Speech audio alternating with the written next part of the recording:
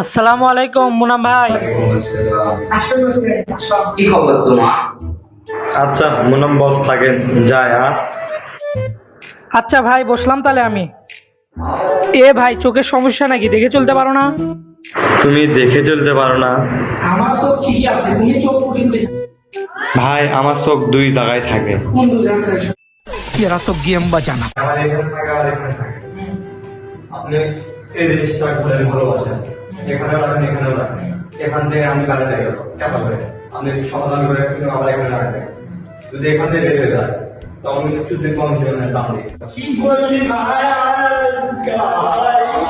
कैसा लगा मेरा मजाक?